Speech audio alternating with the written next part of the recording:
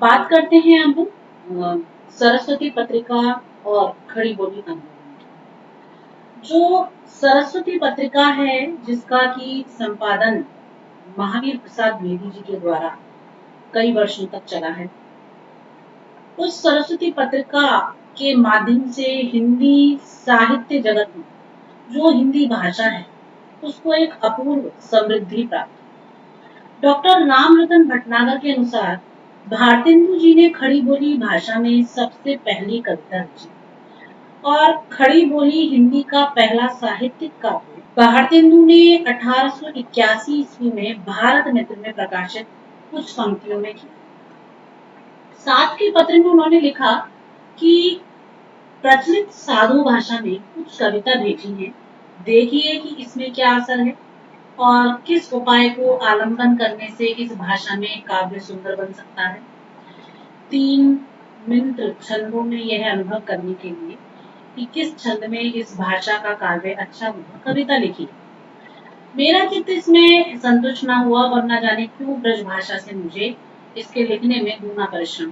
तो ये जो वक्तव्य था ये भारतेंदु जी के विषय में रामरतन भटनागर जी ने दिया। सन 1900 में सरस्वती पत्रिका का जन्म और कुछ वर्षों के बाद इसका संपादन भार आचार्य महावीर प्रसाद द्विवेदी के हाथों। यदि हम थोड़ा सा इस विषय को कहीं ये देख करके ले कि किस प्रकार जो सरस्वती पत्रिका है उसका संपादन कैसे आरंभ हुआ और कहाँ हुआ और किस तरह ये द्विवेदी जी के हाथों में आया, इस पर थोड़ा सा विचार करें तो ज्ञात होगा कि क्या यात्रा सरस्वती के यहाँ तक आने की। तो सरस्वती पत्रिका की जो एक कहना चाहिए कि यात्रा है, अगर देखते हैं तो सरस्वती पत्रिका का आविर्भाव 1900 ईस्वी में हुआ और 1900 ईस्वी से लगातार प्रतिवर्ष दर्जनों पत्र पत्रिकाएं प्रकाशित होती रही। इनमें से प्रमुख साहित्यिक मासिक पत्रों की मान्यता और विवेचना आवश्यक रही। हमने देखा कि इंडियन प्रेस प्रयाग के संस्थापक श्री चिंतामणि घोष ने अगस्त सन 1899 ईस्वी में नागरी प्रचारणी सभा से यह अनुरोध किया कि सचित्र हिंदी मासिका पत्रिका सरस्वती के संपादन का भार ग्रहण किया जाए और इस अनुनय पर 21 अगस्त 1899 ईस्वी को सभा की प्रबंध समिति में विचारार्थ विषय की 23वीं संख्या पर स्थान के लिए प्राप्त 4 पुस्तकों की सूचना बनी और अंतिम प्रस्ताव स्थापित के बाद धन्यवाद प्रकाश दिया गया। उस दिन सभा के कार्य विवरण पंजिका पर जो निर्णय अंकित हुआ उसमें लिखा था कि इस विचार को हम आगामी अधिवेशन के लिए उपस्थित करें।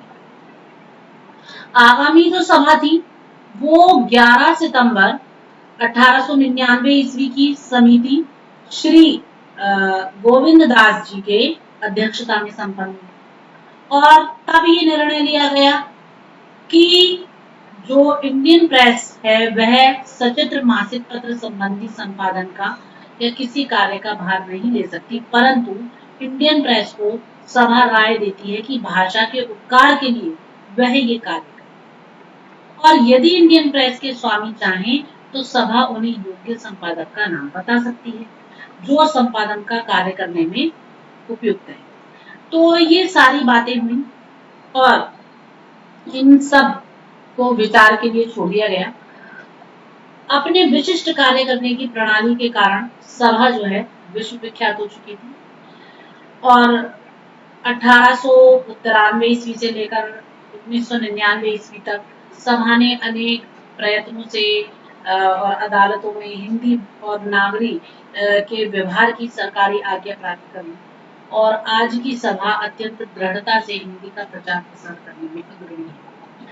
तो इसके बाद धीरे धीरे इंडियन प्रेस का 14 अक्टूबर को एक पत्र उपस्थित किया गया और उसमें ये निश्चय किया गया कि जो 5 ये महानुभाव हैं, वो इस संपादक समिति के लिए कार्य करें। उनमें 5 नाम थे: बाबू जगन्नाथ रत्नाकर, बाबू श्याम सुंदर दास, बाबू राधा कृष्ण दास, पंडित किशोरी लाल गोस्वामी और बाबू कीर्तिदास खत्री।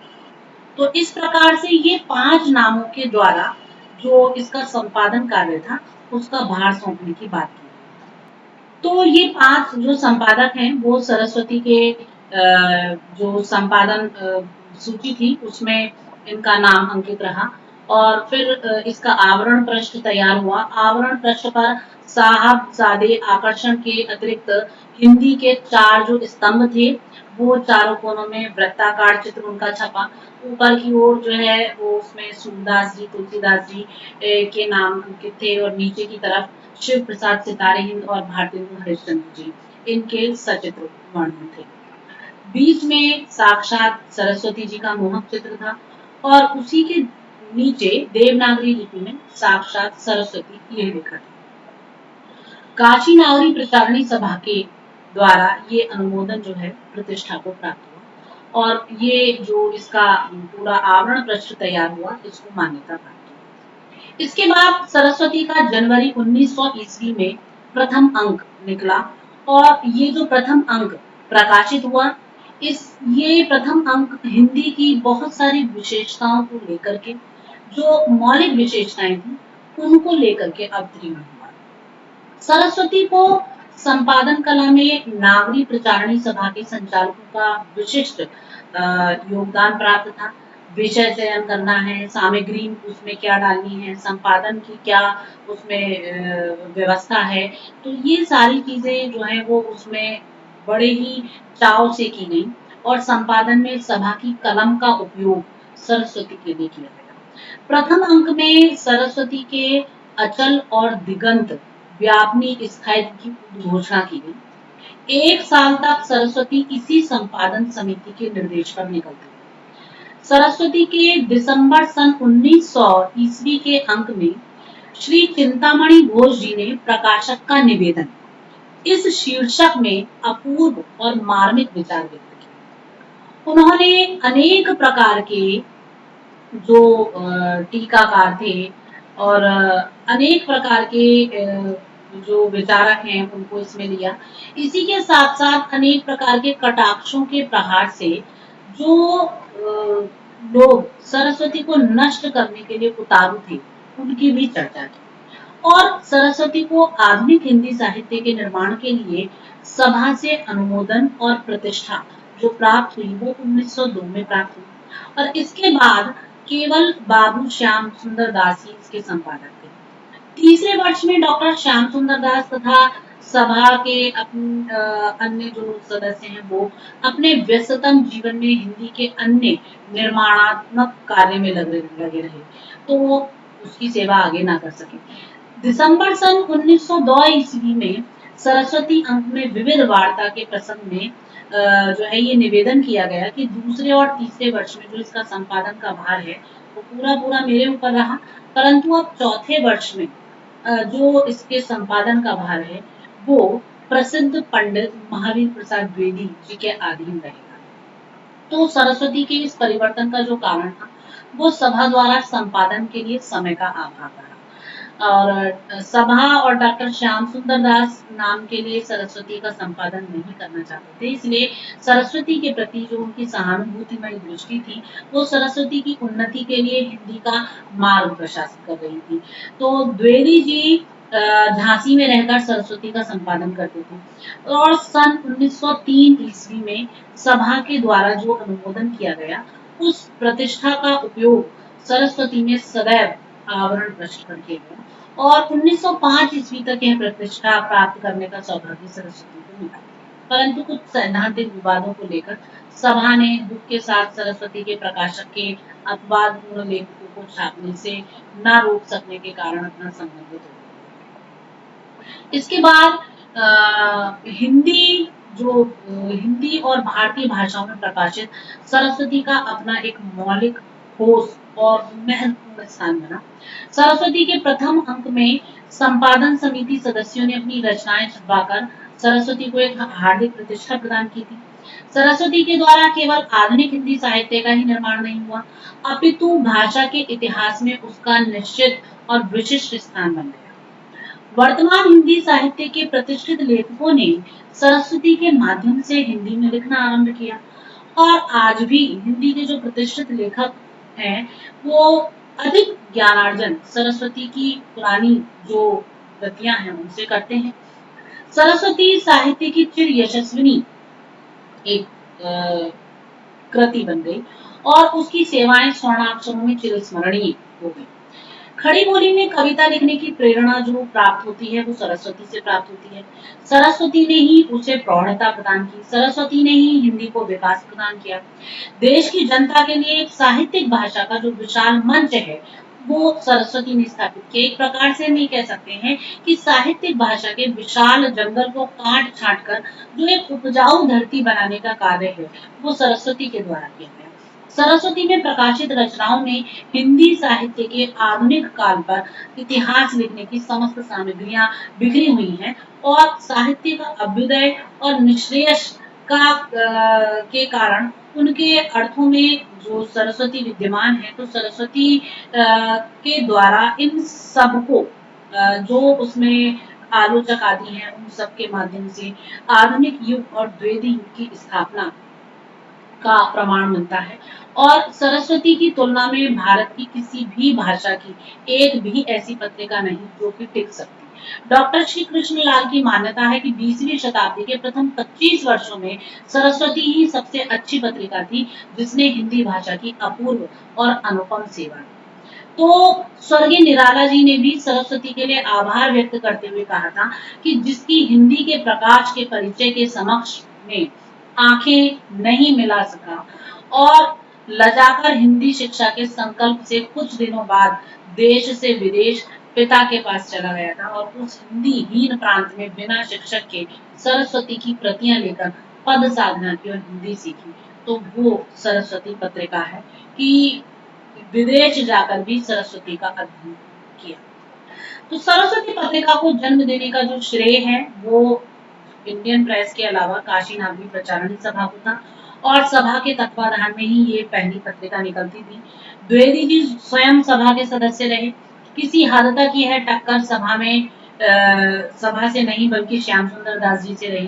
द्विवेदी जी की तरह श्याम सुंदर दास जी भी हमेशा से हिंदी भाषा और साहित्य के लिए अपना जीवन अर्पित करने वाले व्यक्तित्व थे, और नागरी प्रचारणी सभा ने अपने अभ्युदय काल में जो महत्वपूर्ण कार्य किया उसका श्रेय सबसे अधिक श्याम सुंदर दास जी को जाता है। इसके बाद में द्विवेदी जी में भी अधिकार भावना अत्यधिक थी। उन्होंने मैथिली शरण गुप्त को सचेत किया था कि आगे से आप सरस्वती के लिए लिखना चाहें तो इधर उधर अपनी कविताएं छपवाना छोड़ दीजिए। जिस कविता को हम चाहें उसे छापेंगे, जिसे ना चाहें उसे ना कहीं दूसरी जगह छपाइए, ना किसी को दिखाइए, ताले में बंद करके रखिए। ऐसे जो उद्गार हैं ये द्विवेदी जी के मैथिली शरण गुप्त जी के प्रति थे।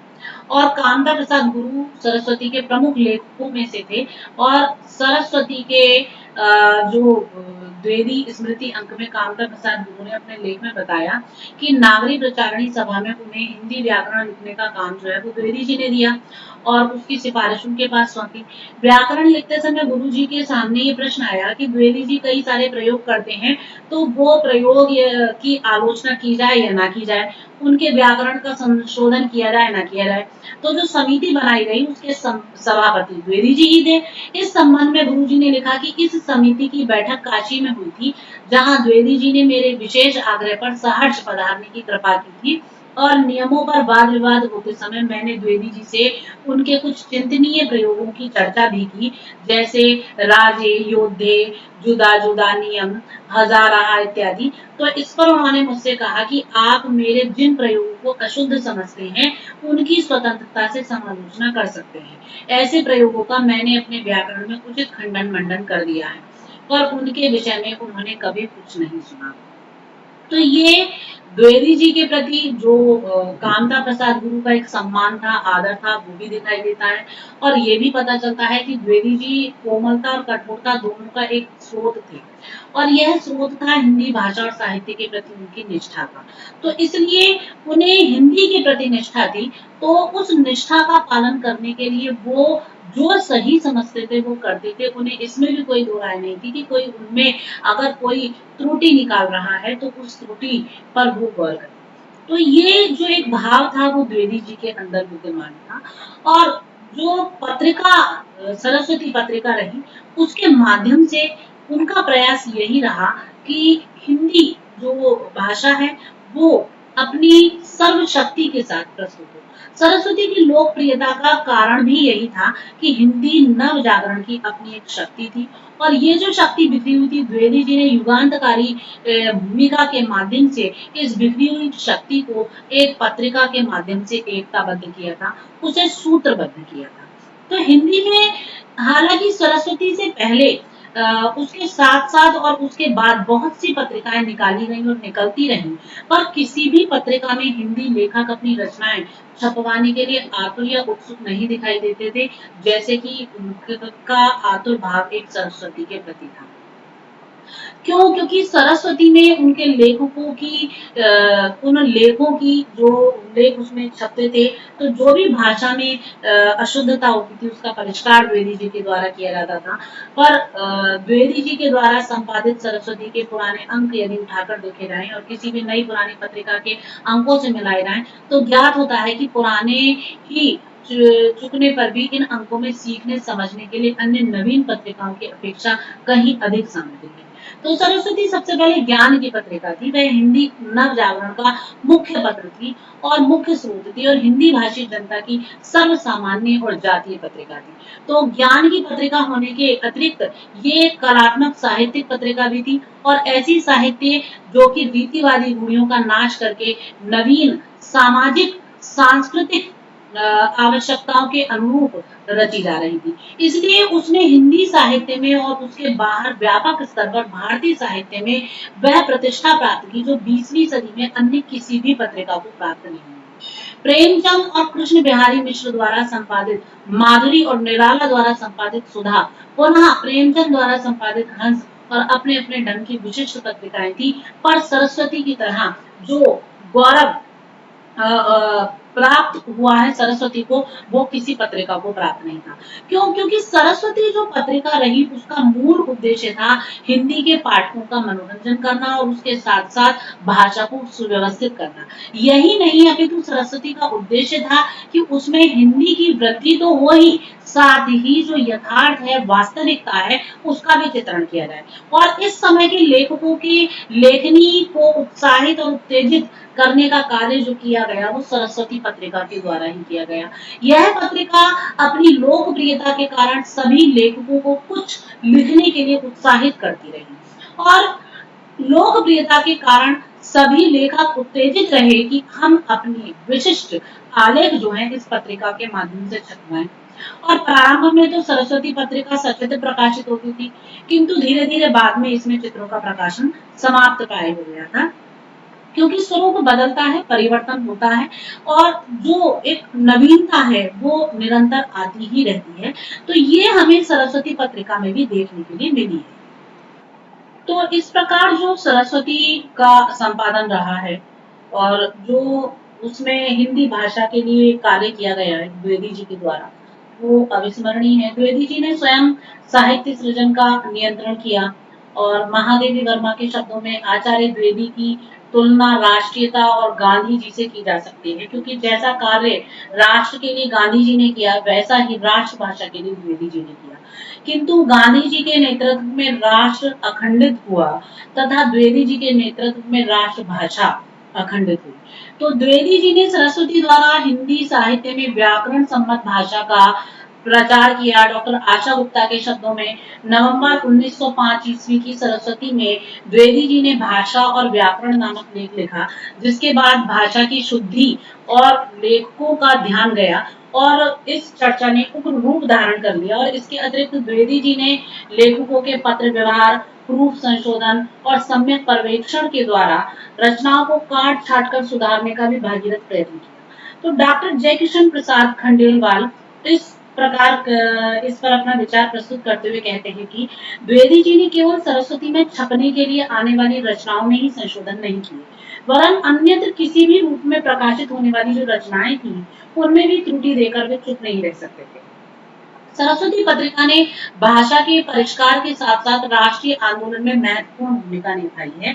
और यदि हम देखें तो जो सरस्वती का दूसरा अंक एक प्रकाशित हुआ है, उसके विषय में हम यहाँ बात करें तो जो सरस्वती का द्वितीय चरण था, उसका जो उद्देश्य रहा उसकी बात करें तो जनवरी 1903 से, क्योंकि महावीर प्रसाद द्विवेदी ने सरस्वती का संपादन संभाल लिया था और यहाँ से पत्रिका के प्रत्येक लेख एवं विभाग में द्विवेदी जी की प्रतिभा की छाप जो है वो चारों ओर प्रसार और प्रचार के द्वारा मतलब कि बढ़ने लगी थी। और विषयों की जो अनेक रूपता है, जैसे कि वस्तु योजना है, संपादकीय टिप्पणी है, पुस्तक परीक्षा है, चित्र परिचय है, साहित्य समाचार के व्यंग चित्र हैं, मनोरंजक सामग्री है, बाल वनितोपयोगी है। तो ये सारी रचनाएं और प्रारंभिक विषय सूची आदि, पूर्व संशोधन आदि सभी में सर्वत्र जो संपादन कला है वो विज्ञ द्विवेदी जी के व्यक्तित्व को और उनकी अभिनवता को, उनकी मौलिकता को और उनके साथ साथ उनकी दूरदर्शिता को स्पष्ट करती है। तो सरस्वती, और इसीलिए सरस्वती का जो कार्यभार है, पूरा संपादन भार है, वो द्विवेदी जी पर रहा और इसके बाद से लगातार चलता ही रहा। तो संपादक की स्थिति के से मुख्य जो आदेश उन्होंने अपने लिए निश्चित किए अपने लिए, वो था एक समय की पाबंदी। मतलब जो एक संपादक की स्थिति के आधार पर उन्होंने 4 अपने लिए नियम गढ़ लिए कि एक तो समय की पाबंदी रहेगी और जो मालिकों का विश्वास भाजन बनना है, जितने भी मतलब के उसके पत्रिका से जुड़े हुए सदस्य हैं, और अपने हानि लाभ की परवाह न करके पाठकों के हानि लाभ पर ध्यान देना है और न्याय पथ से कभी भी विचलित नहीं। तो ये 4 स्तंभ उन्होंने स्वयं के लिए मानो गढ़ लिए और उपयुक्त आदर्शों का निर्वाह उन्होंने अपने सरस्वती संपादन काल में पूरी दृढ़ता के साथ किया। उन्होंने अत्यंत दृढ़ता पूर्वक सरस्वती के उद्देश्यों की रक्षा की और अपने हठ और आग्रह के चलते कभी भी स्वामियों को उलझन में नहीं डाला। अतः उनकी सरस्वती जो सेवा है वो निर्बाध तथा निरंतर फलती फूलती। सरस्वती के संपादन को प्रयोजन के अनुसार अभिनव गरिमा से अभिमंडित करने के लिए ही मानो महावीर प्रसाद द्विवेदी जी ने अपने सामने 2 साहित्यिक उद्देश्य रखे। पहला तो ये था कि पत्रिका की भाषा हमेशा शुद्ध रहेगी और दूसरा था गद्य तथा पद्य की भाषा पृथक न होकर एक ही रहेगी। पहले उद्देश्य की पूर्ति के लिए उन्होंने सरस्वती में हिंदी भाषा और व्याकरण ये लेख लिखा और अपने दर्शन की नींव रखी। और इस लेख में जितनी भी, अभी ये बात पूर्व में भी आ गई कि जितने भी कृतियां आई उनमें अवतरण देकर उन्होंने इस तथ्य को स्पष्ट कर दिया कि हिंदी की तत्कालीन लेखन शैली में एक रूपता का अभाव, साथ ही उनमें व्याकरण की सामान्य और जो भयंकर अशुद्धियां भी हैं वो भी अवांछित। ऐसी स्थिति में भाषा की अस्थिरता दूर होनी चाहिए। तो 1903 से लेकर के 1909 ईस्वी तक की जो सरस्वती के अंक का अध्ययन होता है, उनसे ज्ञात होता है कि उनके इस अभियान से हिंदी गद्य तथा पद्य भाषा का भी जो परिमार्जन है वो होता चला। प्रत्येक अंक में नए लेखकों का जो है और खड़ी बोली कविता का जो परिमार्जन है वो निरंतर होता ही चला गया। उनके इस भाषा संस्कार की ओर शिक्षित पाठकों और लेखकों का ध्यान बड़ी तीव्रता से आकर्षित हुआ। इसके अतिरिक्त सरस्वती में रोचक, मनोरंजक और उपादेय सामग्री का समावेश निरंतर बढ़ता ही गया। पत्रिका के आकार प्रकार में वृद्धि हुई। राजा रविवर्मा तथा अन्य प्रसिद्ध चित्रकारों के चित्र प्रतिमान जो है प्रतिमास उसमें दिए जाने लगे।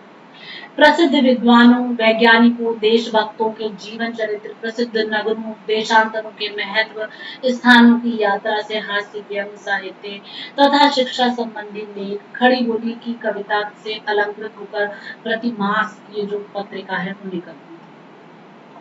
पंडित नाथुराम शर्मा शंकर और बाबू देवी प्रसाद पंडित गिरधर शर्मा नवरत्न, बाबू मैथिली शरण गुप्त आदि कवियों की कविताएं इस पत्रिका में प्रकाशित हुई। गद्य के लेख शुद्ध तथा सरस परिमार्जित भाषा में निकलते रहे। 1909 तक संपादक के अध्यवसाय से सरस्वती ने हिंदी भाषा और साहित्य के क्षेत्र में एक बड़ा ही महत्वपूर्ण स्थान एवं स्वरूप धारण किया। वह हिंदी की एक उत्कृष्ट मासिक पत्रिका ही नहीं बनी, बल्कि नवनिर्मित हिंदी साहित्य एवं साहित्यकार के लिए प्रेरणादायी भी बन गई। सरस्वती के निरंतर प्रगति पथ पर आरूढ़ रहने के कारण नए नए लेखक कवि उसकी ओर आकृष्ट होने लगे। अपनी क्रांतिकारी योजना में सफल होकर जो सरस्वती पत्रिका है उसने किस प्रकार नई उपलब्धियां अर्जित की, यह 1908 में सरस्वती के अंतिम अंक में संपादक द्वारा प्रस्तुत सरस्वती के मूल्यांकन से भली भांति विदित हुआ। यह मूल्यांकन वार्षिक विज्ञप्ति के रूप में प्रकाशित हुआ था और ये जो मूल्यांकन था इसमें सरस्वती ने अपनी इस जो पूरी यात्रा है उसमें क्या प्राप्त किया और किस प्रकार भाषा का परिमार्जन हुआ, इस सब पर एक विज्ञप्ति प्रस्तुत की गई। तो ये जो विज्ञप्ति थी, ये विज्ञप्ति जिस प्रकार से इसका वर्णन किया गया विज्ञप्ति का, उसमें बड़े संक्षिप्त रूप में ये बात कही गई कि क्या क्या सरस्वती पत्रिका ने इन 8 वर्षों में अर्जित किया। तो सरस्वती के निकलते हुए आज 8 वर्ष हुए हैं और अगले महीने से उसका नवा वर्ष आरंभ होगा। इस वर्ष सरस्वती ने हिंदी को कितनी सेवा दी, अपने पाठकों को कहाँ तक जो है मनोरंजन से जोड़ा, इस पर कुछ कहने का हमें अधिकार नहीं, लेकिन सरस्वती के प्रेमी पाठक ही इसका निर्णय कर सकते हैं। तो इस प्रकार ये विज्ञप्ति दी गई और आगे इसमें कहा गया कि प्रचार वृद्धि यदि सफलता का चिन्ह माना जाए तो हम कह सकते हैं कि यथेष्ट नहीं है यह, तथापि आज 5 वर्ष से उसकी प्रचार वृद्धि उत्तरोत्तर होती ही जा रही है और किसी समय थोड़ी हुई, किसी साल अधिक हुई, लेकिन इस साल एक बात स्मरण करने योग्य यह हुई कि सरस्वती ही के रंग ढंग के 2 एक मासिक पत्र हिंदी में और निकले और इससे सूचित होता है कि सरस्वती का रूप रंग आकार और लेख निर्वाचन लोगों को अधिक पसंद आया है। सरस्वती के लिए यह बड़े गौरव की बात है। गत वर्ष 32 पूरे पृष्ठ के खड़े बड़े चित्र निकले थे और 50 छोटे चित्र इसमें प्रकाशित हुए थे। इस साल चित्रों का नंबर बढ़कर 118 हो गया है और कुल मिलाकर 80 चित्र बड़े निकले हैं। तो इस प्रकार से बहुत लंबी ये विज्ञप्ति थी और यदि कोई चित्र की कीमत आध आने रखी जाए तो सिर्फ चित्रों की कीमत ही 5-4 रुपए होगी, 3.25 रुपए होगी और पृष्ठ संख्या भी इस साल गत वर्ष की अपेक्षा अधिक रही। गत वर्ष कुल 500 पृष्ठ की पत्रिका प्रकाशित हुई, इस वर्ष 520 पृष्ठ की पत्रिका प्रकाशित हुई। प्रति महीने 32 पृष्ठ से के हिसाब से एक वर्ष में सिर्फ 384 पृष्ठ देने के लिए सरस्वती बद्ध वचन है और प्रस्तुत पृष्ठ संख्या और चित्र संख्या की इतनी वृद्धि करके भी उसने अपना वार्षिक मूल्य फिर भी वही 3 रुपए रहने दिया। और यदि सरस्वती के मासिक श्री युद्ध बाबू जो चिंतामणि घोष इतने उत्साहित और इतने उदार आय न होते तो सरस्वती के चित्रों आदि की संख्या में इतनी वृद्धि कभी नहीं होती। तो इस प्रकार जो ये विज्ञप्ति थी, इस विज्ञप्ति बहुत लंबी विज्ञप्ति ये लिखी गई और इस विज्ञप्ति के द्वारा जो सरस्वती पत्रिका ने इतना कुछ अर्जित किया और जो कुछ भी उसने हिंदी भाषा के लिए किया वो सारा का सारा इस विज्ञप्ति के द्वारा प्रस्तुत किया गया और स्थल स्थल पर उस विज्ञप्ति में स्पष्ट किया गया कि कितना कार्यभार महादेवी प्रसाद द्विवेदी जी के द्वारा कर्मठता से उसका लिखा, मतलब उसको निर्वाहित किया गया है। वो और एक जगह ये बात स्पष्ट की गई है कि उपयुक्त विज्ञप्ति से जो रेखांकित अर्थ हैं, उनसे ये स्पष्ट है कि महावीर प्रसाद द्विवेदी ने सरस्वती को आदर्श पत्रिका के रूप में स्थापित करने के लिए घोर परिश्रम किया। उन्होंने पाठकों के मानसिक विकास के लिए सादे और रंगीन चित्रों से सरस्वती को अलंकृत करने का भी प्रयत्न किया। सरस्वती ने जहां अपने सामान्य पाठकों को विविध विषयों और वार्ताओं का ज्ञान कराया, वहीं रचनात्मक प्रतिभा के धनी व्यक्तियों में प्रेरित तथा उत्साहित भी किया। फलतः देश के अनेक भागों से पंडित और सुलेखक तथा कवि उत्पन्न होते गए और अपनी विविध विषयक सर्वांगीण उन्नत सामग्री और उसकी कलात्मक योजना के बल पर सरस्वती तत्कालीन हिंदी जनता की विद्या बुद्धि की जो है एक रूपरेखा बनती चली गई, और इसका सारा श्रेय हम महावीर प्रसाद द्विवेदी जी को देते हैं। तो इस प्रकार जो सरस्वती पत्रिका है, उसका स्वरूप, उसका प्रकाशन, उसका संपादन निरंतर उद्देश्यगत रहा, और उसके जो आयाम हैं वो निरंतर बदलते रहे। उसके उद्देश्यों में, उसके कार्यों में कहीं भी किसी भी प्रकार की जो कमी है वो कभी नहीं है। तो इस प्रकार सरस्वती पत्रिका ने भाषा के परिष्कार के साथ साथ राष्ट्रीय आंदोलन में महत्वपूर्ण भूमिका निभाई, और द्विवेदी जी ने हिंदी भाषा के आधार पर ही भारतीय जनता में भावात्मक एकता स्थापित करके उनमें राष्ट्रीय मुक्ति के लिए संघर्ष करने की शक्ति जो है उसको उत्पन्न किया। तो ये कहना गलत नहीं होगा कि द्विवेदी जी का भाषाई आंदोलन राष्ट्रीय आंदोलन का एक अंग था। जब तक समाज में व्याप्त धर्म, जाति, वर्ग आदि असमानताओं को नष्ट नहीं किया जाता, तब तक जनता में राजनीतिक चेतना को उभार पाना असंभव था। अतः पहले सामाजिक जागरण पर विशेष बल दिया गया। इसमें सरस्वती पत्रिका ने महती भूमिका निभाई, और जैसे कि उसकी जो संक्षिप्त विज्ञप्ति दी गई, उसके द्वारा तो पूर्ण ज्ञात होता है कि किस प्रकार महावीर प्रसाद द्विवेदी जी ने अपने अथक प्रयास के द्वारा सरस्वती के माध्यम से हिंदी भाषा के परिष्कार और उसके परिमार्जन के लिए निरंतर कटिबद्धता का निर्वहन किया। द्विवेदी जी के संपादकत्व में सरस्वती ने कदम कदम पर जनता में राष्ट्रीय चेतना को उभारने का प्रयास किया, जिससे वे राष्ट्रीय मुक्ति आंदोलन में भाग ले सके। उसने यह सिद्ध किया कि विभिन्न क्षेत्रों में उन्नति किए बिना स्वराज्य की कल्पना असंभव है। यदि हम देखें तो सरस्वती पत्रिका ने इसके अतिरिक्त भी और अन्य जो स्वरूप हैं उनको धारण किया है, लेकिन बहुत सारी विशेषताएं उसमें व्याप्त रही हैं। उन विशेषताओं को जितना कहा जाए वो कम है। तो इस प्रकार ये तो बिल्कुल निश्चित है कि सरस्वती पत्रिका का जो योगदान है वो हिंदी भाषा के लिए अपूर्व रहा है।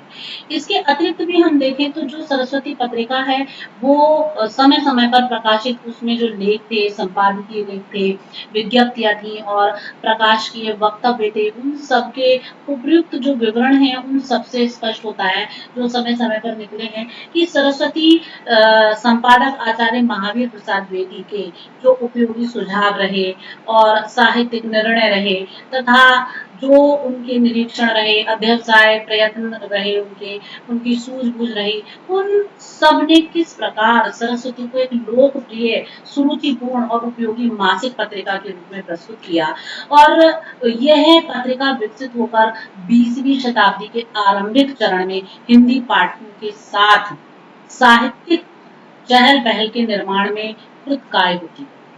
आरंभ में द्विवेदी जी ने उद्देश्य की जो व्यापक चर्चा की है, उसकी परिधि में उन्होंने अपना ठोस पत्रकारिता के कार्यक्रमों को मूर्त रूप देने का एक जो भरसक प्रयत्न है उसको अभिव्यक्त किया। उन्होंने सामान्य जनों को और उनकी रुचि को क्रमशः एक साहित्यिक स्तर तक विकसित करते हुए, पठनीय सामग्री में व्यापक परिवर्तन करते हुए, पत्रिका की साज सज्जा, अलंकृति, उसकी विषय वस्तु और उसके आकार प्रकार, उसके जो संपूर्ण चित्रण है, सबको जोड़ते हुए एक कुशल संपादन का कार्य उन्होंने किया, और इस प्रकार आकर्षक तथा दर्शनीय बनाया कि थोड़े ही दिनों में ग्राहक संख्या में आशातीत वृद्धि हुई।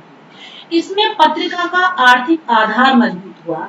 साथ ही हिंदी में नए नए विषयों से संबंधित जो रचनाएं थी वो उसमें सम्मिलित होती चली गई, कहीं कोई बाधा नहीं आई। इन प्रयत्नों में उनकी व्यावसायिक बुद्धि के साथ साथ साहित्यिक लक्ष्यों का भी सामंजस्य इस प्रकार से प्रस्तुत हुआ कि पत्रिका एक मतलब कि एक ऐसे धरातल को प्राप्त करती चली गई जो कि रुचि का धरातल बन गया, जो उसके एक उच्च स्तर का धरातल बन गया और प्रतिकूल परिस्थितियों के बाद भी वो जनप्रिय होती चली गई और उसकी रुचि संपन्नता जो है वो निरंतर बढ़ती चली गई। सच तो यह है कि इस पत्रिका के माध्यम से संपादक शिक्षा और रुचि की दृष्टि से जो एक हीन कोटि के सामान्य जन हैं, उनको भी अपने उद्देश्य के अनुसार इसका उन्नयन होने में सफलता मिली। इस दृष्टि से सरस्वती 20वीं शताब्दी की हिंदी भाषा तथा साहित्य की प्रयोगशाला बनी। सबसे बड़ी बात तो ये हुई कि हिंदी गद्य तथा पद्य साहित्य की विविध नूतन विधाओं के संवर्धन तथा नए नए लेखकों के प्रोत्साहन के साथ हिंदी भाषा के शिष्ट सामान्य रूप के निर्माण तथा संस्कार अनुष्ठान द्वारा उन्होंने इसे गंभीर और साहित्यिक विषयों के अनुरूप नई गति दी तथा उसके आंचलिक व्यक्तिगत और अपरिमार्जित और वैविध्यपूर्ण प्रयोगों को जो है एक अच्छे स्वरूप के साथ व्यवस्थित करते हुए उसको आगे बढ़ाया और उसमें एकरूपता स्थापित की। तो इसके अतिरिक्त द्विवेदी जी ने अपने लेखों के कारण और अपने प्राप्त चुनौतियों को स्वीकार करते हुए अपने साहित्यिक विरोधियों तथा प्रतिस्पर्धियों से संघर्ष करते हुए भी वो निरंतर अपने कर्म पथ पर आगे रहे।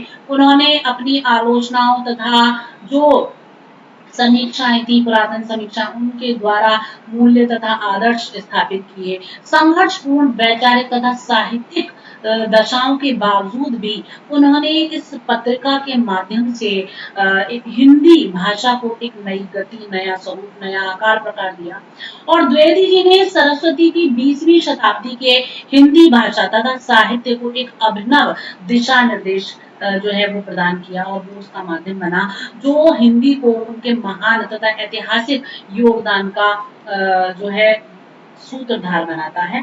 तो इस रूप में हम देखते हैं कि जो सरस्वती पत्रिका है वो खड़ी बोली के काव्य पर जो सुधार है और जो भाषा का परिष्करण है उसको लेकर के आगे बढ़ी है और द्विवेदी जी ने इसके माध्यम से हिंदी के लिए बहुत गहन परिश्रम करते हुए सरस्वती के रूप में एक क्रांतिकारी पहल की और ये पहल ही नहीं रही, ये तो कहना चाहिए कि जो सरस्वती पत्रिका के माध्यम से जो उन्होंने कर्म किया, वो कर्म इतना अधिक प्रशंसनीय रहा, इतना सुष्ठु रहा कि उसने हिंदी भाषा को एक नवीन रूप प्रदान किया और एक खड़ी बोली आंदोलन जिसे हम कह सकते हैं उसे स्थापित